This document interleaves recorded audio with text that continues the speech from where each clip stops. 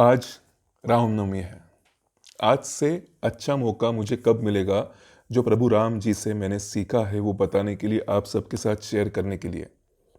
जो मैं शेयर करने जा रहा हूँ शायद उससे अलग सीख प्रभु राम जी के जीवन से आप पाना चाहते हो, लेकिन ये जो सीख मैंने पाई है उसके बारे में कुछ मालूमात मैं आपको देना चाहता हूँ, शायद आपको मदद होगी।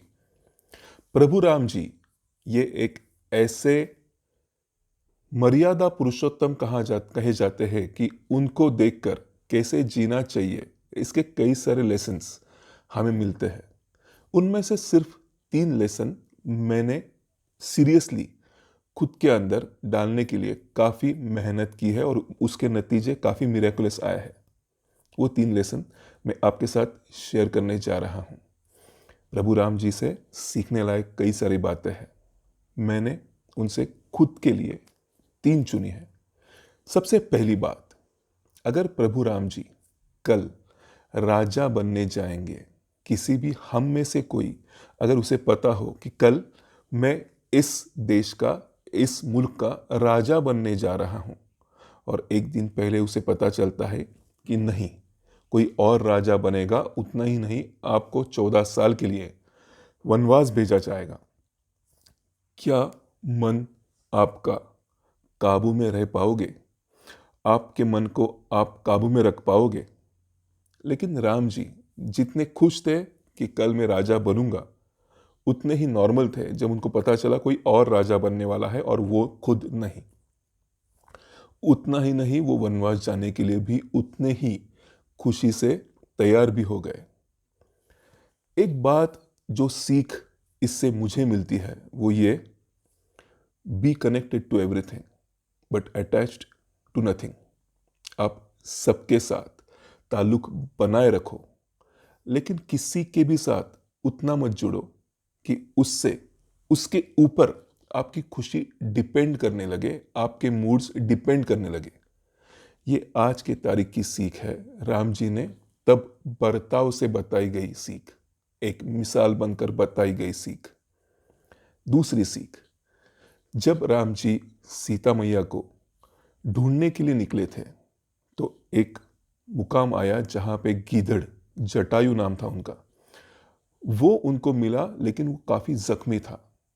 राम जी को देखते ही उन्हें बताने लगा कि दक्षिण की ओर रावण नाम का एक राजा सीता को भगाकर ले गया है। लेकिन जटायु उस वक्त ये भी बोलते बोलते कह गया कि मैं आपकी गोद में प्राण छोड़ने के लिए राह देखता था, क्योंकि मुझे स्वर्ग मिलना चाहिए, ये मेरी कामना थी। अब इसमें कोई दो राय है नहीं कि आपकी गोद में मैं मर रहा हूं, जख्मी तो था ही, आपकी गोद में मैं मर रहा हूं, तो मैं स्वर्ग ही जाऊंगा। लेकिन श्री राम, मुझे कुछ दिन पहले आपके पिताजी के देहांत के बारे में पता चला। आपके पिताजी हैं तो वो जरूर मुझे स्वर्ग में मिलेंगे, क्या मैं उनको ये आपका मैसेज दे दूं कि सीता मैया का अपहरण हो गया है? तब प्रभु राम जी कहते हैं, नहीं, आप ऐसा हरगिज नहीं करोगे। मैं रावण को पकड़ूंगा, उसे मारूंगा, उसको मैंने मारा इसलिए वो भी स्वर्ग जाएगा। वहां पे मेरे पिताजी रावण से मिलेंगे, दशरथ रावण से मिलेंगे, और दशरथ राजा रावण को पूछेंगे कि तूने क्या किया इसलिए तुझे स्वर्ग मिला।